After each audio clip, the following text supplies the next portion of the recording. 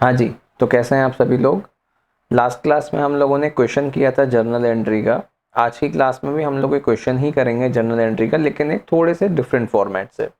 देखो, last class में मैंने आपको डेबिट एंड क्रेडिट रूल के अकॉर्डिंग क्वेश्चन कराया था, और मेरे को ऐसा फील हो रहा है वो वीडियो देख के कि शायद थोड़ा सा मैंने फास्ट पढ़ा दिया। तो आज के वीडियो में मैं थोड़ा सा स्लो पढ़ाऊंगा, जिससे कि आप लोगों को थोड़ा और इजीली समझ में आ जाए। साथ ही में मैं आपको जर्नल एंट्री एक दूसरी टेबल से भी सिखाऊंगा। तो इस टेबल को बनाने से पहले हम लोगों को वो वाली टेबल रिवाइज कर लेनी चाहिए जो मैंने आपको प्लस और माइनस, इंक्रीज और डिक्रीज वाली टेबल बनाई थी। अगर आपने वो वीडियो नहीं देखा है तो अच्छे से समझने के लिए उस वीडियो का लिंक मैं डिस्क्रिप्शन बॉक्स में डाल दूंगा, उस वीडियो को जरूर देखिएगा, जिससे कि आपको और क्लैरिटी हो जाएगी। तो सबसे पहले हम लोग टेबल क्रिएट करते हैं इंक्रीज और डिक्रीज वाली, कि अगर असेट इंक्रीज होती है तो उसको क्या करते हैं, लायबिलिटी डिक्रीज होती है तो उसको क्या करते हैं, वो वाली टेबल। तो चलते हैं पहले स्क्रीन पे। तो सबसे पहले बेसिस और टाइप ऑफ अकाउंट की बात करते हैं। तो सबसे पहले हमारे पास आती है कैपिटल, फिर असेट, देन लायबिलिटी, एक्सपेंसेस और लॉस, और फाइनली इनकम एंड गेन। अगर कैपिटल इंक्रीज होती है तो हम लोग उसको करते हैं क्रेडिट, और अगर कैपिटल डिक्रीज होती है तो हम लोग उसको करते हैं डेबिट। सिमिलरली अगर असेट इंक्रीज होती है तो हम लोग उसको करते हैं डेबिट, और असेट डिक्रीज होता है तो हम लोग उसको करते हैं credit. Eight the same time liability increase होती है तो हम लोग उसको करते हैं क्रेडिट, और लायबिलिटी डिक्रीज होती है तो हम लोग उसको करते हैं डेबिट। नेक्स्ट, एक्सपेंस या लॉस जब इंक्रीज होता है तो हम लोग उसको करते हैं डेबिट, और जब डिक्रीज होता है तो हम लोग उसको करते हैं क्रेडिट। और फाइनली इनकम एंड गेन्स जब इंक्रीज होते हैं तो हम लोग उसको करते हैं क्रेडिट, और जब डिक्रीज होते हैं तो हम लोग उसको करते हैं डेबिट। ये है इंक्रीज और डिक्रीज वाली टेबल। अगर आपको डेबिट और क्रेडिट रूल समझना है with the basis of accounting, जब वो इंक्रीज और डिक्रीज हो रहे हैं, ठीक है, तो इस टेबल को अच्छे से याद कर लो, और इस टेबल से ही हम लोग आज एक क्वेश्चन समझेंगे। तो जल्दी से क्वेश्चन की तरफ चलते हैं। तो ये आपका एक क्वेश्चन है जिसमें लिखा है जर्नलाइज द फॉलोइंग ट्रांजैक्शंस। ये आपको डेट्स दिए हैं, सीरियल नंबर्स दिए हैं, और इधर ट्रांजैक्शंस दिए हैं। हम लोग पहले एक टेबल क्रिएट करेंगे जिसमें हम लोग मेंशन करेंगे कि कौन सा अकाउंट अफेक्ट हो रहा है, उस अकाउंट का नेचर क्या है, और वो इंक्रीज हो रहा है या डिक्रीज हो रहा है। फाइनली हम उसको डेबिट करेंगे या क्रेडिट करेंगे। चलो जी, तो हम क्रिएट करते हैं एक टेबल जिसका लास्ट कॉलम कहेगा डेबिट या क्रेडिट, मतलब इस ट्रांजेक्शन को डेबिट करना है क्रेडिट करना है। पहला कॉलम कहेगा आपका सीरियल नंबर, सेकेंड कॉलम आपका बताएगा अफेक्टेड अकाउंट्स, थर्ड कॉलम आप लोगों का बताएगा basic nature of that account,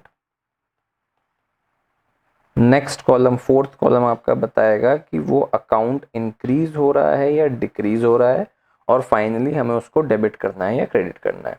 तो सबसे पहले हम लोग स्टार्ट करते हैं पहले ट्रांजैक्शन से। देखो, पहला ट्रांजैक्शन कह रहा है कि Vipin started business with cash. Vipin ने 1.5 लाख रुपए का कैश दिया और बिजनेस स्टार्ट किया। मतलब कि विपिन ने बिजनेस में कैपिटल को इंट्रोड्यूस किया in the form of cash. तो कौन कौन से दो अकाउंट अफेक्ट होंगे इसमें? एक अकाउंट तो अफेक्ट होगा हमारा कैपिटल अकाउंट, और एक अकाउंट अफेक्ट होगा हमारा कैश अकाउंट। तो यहाँ पर नेचर हो गया कैपिटल, और कैश अकाउंट का नेचर क्या हो गया? कैश अकाउंट का नेचर हो गया असेट, क्योंकि कैश हमारे बिजनेस की असेट है, तो कैश का नेचर असेट हो गया। अब कैपिटल जब बिजनेस में इंट्रोड्यूस हुई है तो कैपिटल इंक्रीज होगी, जाहिर सी बात है, तो कैपिटल के सामने हम लोग प्लस लिख देंगे। और कैश के फॉर्म में कैपिटल इंट्रोड्यूस करी गई है, विच मीन्स कैश भी इंक्रीज हुआ होगा बिजनेस में, तो हम लोग कैश के आगे या असेट के आगे भी प्लस लिख देंगे। अब देखो, जब कैपिटल इंक्रीज होती है, यहां से जब हम देखेंगे तो जब कैपिटल इंक्रीज होती है तो उसको करते हैं क्या? क्रेडिट। तो हम लोग इसको यहां पे कर देंगे क्या? क्रेडिट। और जब कैश या फिर असेट, जब असेट इंक्रीज होता है तो हम लोग उसको क्या करते हैं? डेबिट। तो असेट जब इंक्रीज हुआ तो हमने उसको डेबिट किया, तो हम असेट को यहाँ पे डेबिट कर देंगे। इजी है। आई बिलीव लास्ट वाली क्लास की टेबल से ज्यादा इजी वाली टेबल आपको लगेगी, बट जो टेबल लास्ट वाली क्लास में थी वही सेम टेबल यहाँ पर भी है। अगर मैं सिर्फ फर्स्ट ट्रांजैक्शन आपको बताऊं तो देखो, उसको समझो। देखो कैपिटल अकाउंट का जो नेचर होता है वो पर्सनल नेचर होता है। क्यों? क्योंकि किसी आदमी ने कैपिटल को बिजनेस में डाला, विपिन नाम का एक आदमी जिसने बिजनेस में कैपिटल को इंट्रोड्यूस किया या कैश को इंट्रोड्यूस किया, तो कैपिटल हो गया हमारा पर्सनल अकाउंट। अब विपिन यहाँ पर रिसीवर है या गिवर है, तो विपिन ने बिजनेस को कैश दिया तो विपिन क्या हो गया, बिजनेस के लिए गिवर हो गया। और रूल क्या कहता है, पर्सनल अकाउंट का रूल क्या कहता है कि credit the giver and debit the receiver. तो क्योंकि विपिन यहाँ पर गिवर है तो उसको हम लोग क्रेडिट करेंगे। Eight the same time business में कैश आया, कैश कौन सा अकाउंट हो गया, रियल अकाउंट हो गया। बिजनेस में कैश आया तो रियल अकाउंट का रूल क्या कहता है कि what ever comes in is debited, और इसीलिए हम लोग कैश को डेबिट करेंगे। अब उसको इस टेबल में देखें तो इस टेबल में देखना हमने कैपिटल को क्रेडिट करा हुआ है और कैश को डेबिट करा हुआ है। ये देखो कैपिटल यहाँ पर क्रेडिट हुई हुई है और कैश यहाँ पे डेबिट हुआ हुआ है। तो थोड़ा सा भी अगर हम लोग ध्यान से थोड़ा सा भी कंसेप्चुअली समझेंगे तो जो उस वाली टेबल से हमने समझा वही सेम ये टेबल से भी समझेंगे, पर ये फिर भी आपको थोड़ी सी इजी लगेगी। नेक्स्ट ट्रांजैक्शन की तरफ चलते हैं। नेक्स्ट ट्रांजैक्शन कह रहा है कि bot goods from Ramesh for ₹80,000। Bot goods from Ramesh लिखा है, रमेश से गुड्स आए हैं, मतलब कि यहाँ पे कैश नहीं लिखा है, मतलब कि ये गुड्स क्या क्रेडिट पे आए हैं। तो ये गुड्स हमारे पास क्रेडिट पे आए हैं। मैंने आपको लास्ट वाली क्लास में भी बताया था कि जब क्वेश्चन में किसी पर्सन का नाम लिखा हो और ऐसा मेंशन नहीं हो कि गुड्स कैश में परचेज हुआ है, तो हम लोग यही मान के चलेंगे कि गुड्स उधारी पे माने कि क्रेडिट में आया है। तो इस पर्टिकुलर क्वेश्चन में रमेश क्या हो गया हम लोगों के लिए, रमेश हो गया हमारे लिए क्रेडिटर। क्रेडिटर मतलब कि लायबिलिटी।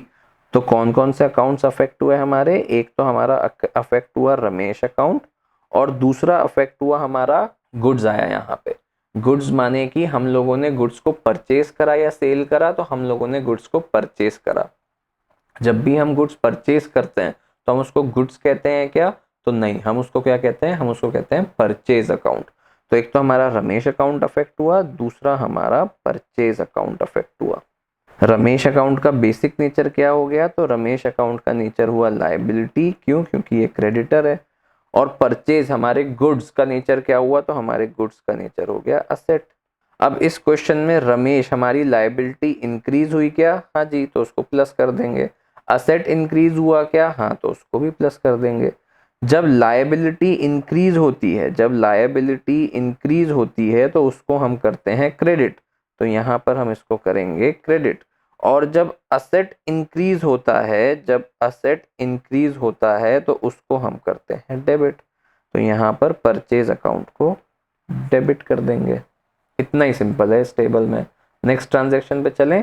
नेक्स्ट ट्रांजैक्शन कह रहा है सोल्ड गुड्स टू सरिता। सरिता को हम लोगों ने गुड्स बेचा 30,000 रुपए में, विच मीन्स कि सरिता यहाँ पर हम लोगों की डेटर हो गई क्या, हाँ जी, तो सरिता हमारी यहाँ पे डेटर हो गई। क्यों डेटर हो गई? क्योंकि क्वेश्चन में लिखा है गुड्स सोल्ड टू सरिता। अगर क्वेश्चन में लिखा होता गुड्स सोल्ड फॉर कैश तो यहाँ पे सरिता हमारी डेटर नहीं होती।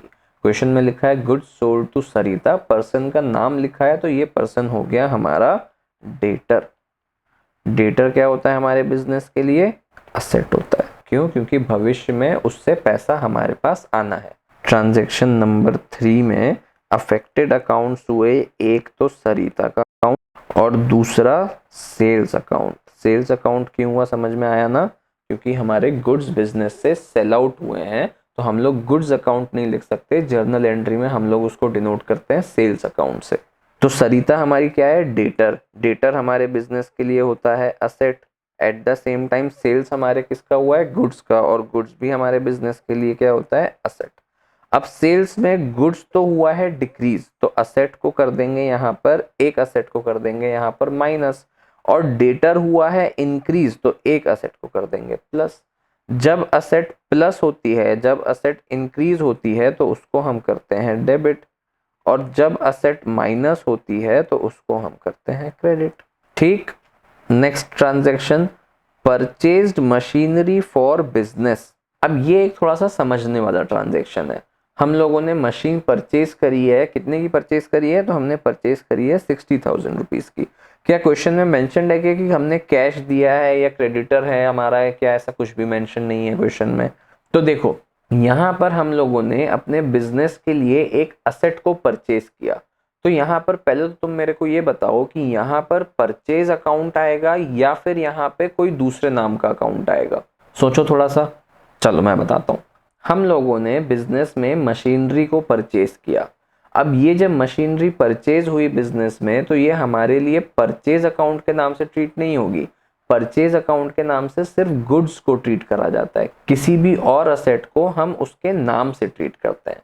लास्ट क्लास में देखो मैंने एक ट्रांजैक्शन कराई थी परचेज फर्नीचर, वहां पर भी हमने परचेज अकाउंट को डेबिट नहीं किया था, हमने फर्नीचर अकाउंट को डेबिट किया था। क्यों? क्योंकि हम लोग परचेज से सिर्फ गुड्स को डिनोट करते हैं या सेल्स से सिर्फ गुड्स को डिनोट करते हैं। हम लोग किसी और असेट को अगर हम लोग परचेज कर रहे हैं या सेल कर रहे हैं तो वहां पर उस असेट का नाम लिखते हैं। अच्छा, अगर हमारा बिजनेस ही होता मशीनरी का या हमारा बिजनेस ही होता फर्नीचर का, तो फिर उस केस में वो हमारे गुड्स बन जाते, तो वहां पर हम उसको परचेज या सेल्स के नाम से दिखाते हैं। लेकिन यहाँ पर हम लोगों ने एक अलग असेट परचेज करी है मशीनरी के फॉर्म में, तो यहाँ पर हम उसको परचेज के नाम से नहीं शो करेंगे, हम उसको मशीनरी के नाम से शो करेंगे।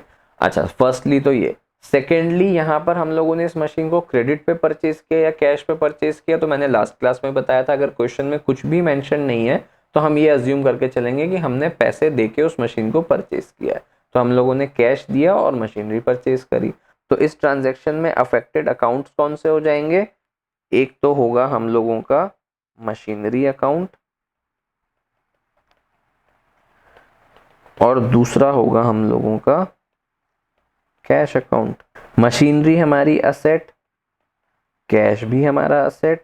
मशीनरी प्लस हुई और कैश माइनस हुआ। असेट जब प्लस होती है तो हम करते हैं डेबिट, असेट जब माइनस होती है तो हम करते हैं क्रेडिट। समझ में आ रहा है? तो चलें नेक्स्ट ट्रांजैक्शन की तरफ। चलो, नेक्स्ट ट्रांजैक्शन कह रहा है कैश सेल्स ऑफ ₹50,000, 50,000 का कैश सेल्स हुआ। अब क्वेश्चन में सीधे सीधे लिखा हुआ है कि हम लोगों ने गुड्स को सेल करा 50,000 रुपए कैश में। तो सिंपल है, यहाँ पर दो अकाउंट्स कौन कौन से अफेक्ट हुए? एक तो अफेक्ट हुआ हमारा सेल्स अकाउंट और एक अफेक्ट हुआ हमारा कैश अकाउंट। सेल्स अकाउंट क्या है हमारे लिए? असेट, क्योंकि गुड्स है। कैश अकाउंट भी क्या है हमारे लिए? असेट।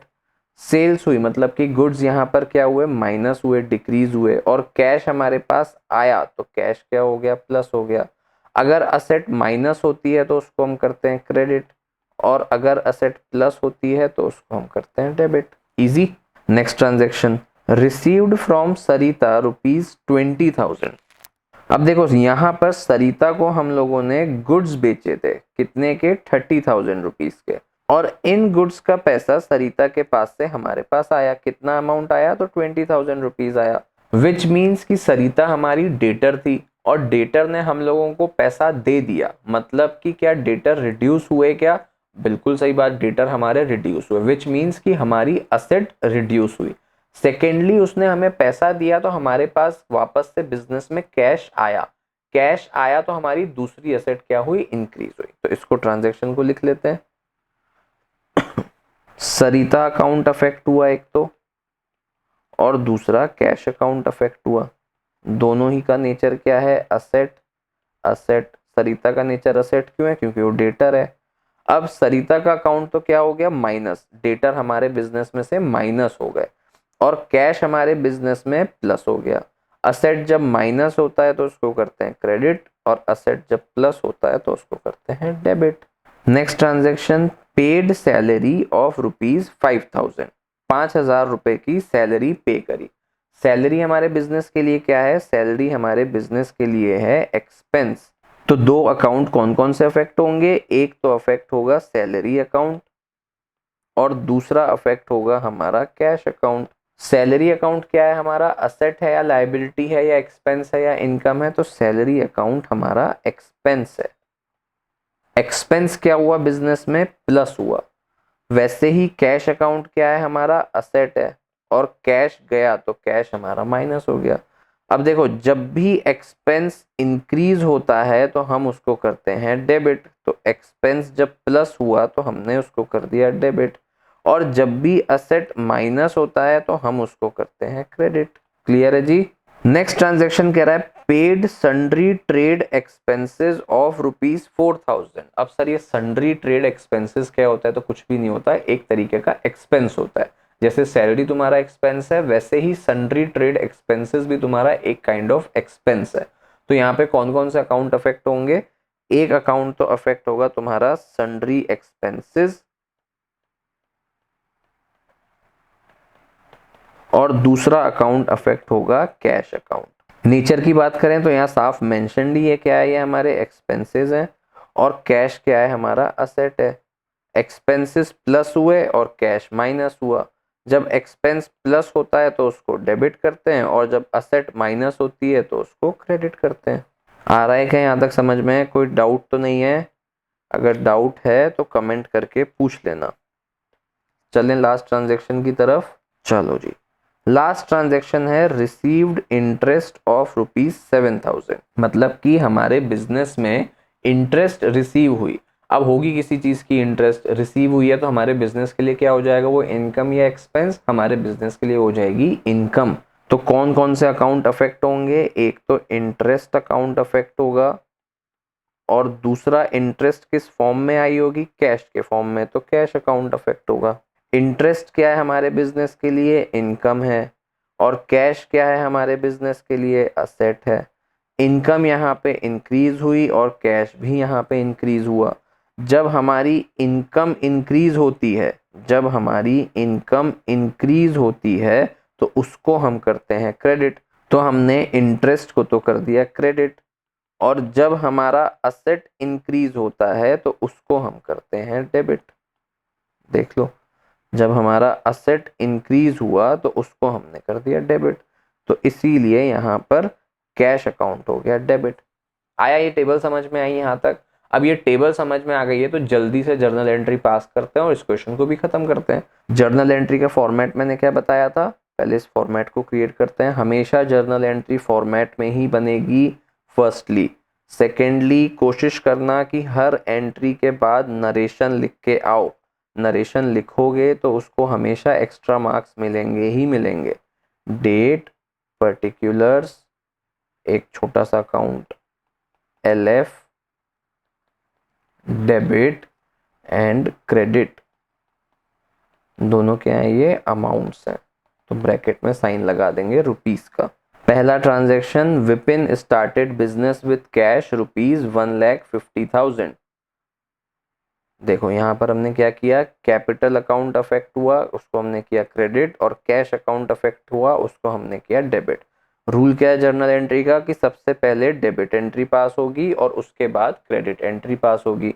डेट क्या थी? तो डेट थी April 1, तो सबसे पहले हम लोग लिखेंगे April 1, एंट्री पास करेंगे cash account debit to capital account, amount 1,50,000, 1,50,000। Narration, तो बीइंग कैपिटल इंट्रोड्यूस्ड। ठीक है। Next transaction, bought goods from Ramesh for ₹80,000 and date was April 10। तो यहाँ पर डलेगा April 10। क्या क्या हुआ यहाँ पे? तो एक तो रमेश अकाउंट अफेक्ट हुआ और एक परचेज अकाउंट अफेक्ट हुआ। रमेश को हमने किया क्रेडिट और परचेज को हमने किया डेबिट, तो हम ये यहाँ पर भी कर देंगे। परचेज अकाउंट डेबिट टू रमेश's account 80,000, 80,000। Narration, being goods purchased. चाहो तो आगे कंटिन्यू कर दो on credit. Next transaction, sold goods to Sarita for ₹30,000 on April 20। तो डेट डालेंगे April 20। क्या किया हम लोगों ने इसमें? तो दो अकाउंट अफेक्ट हुए, सरिता अकाउंट और सेल्स अकाउंट।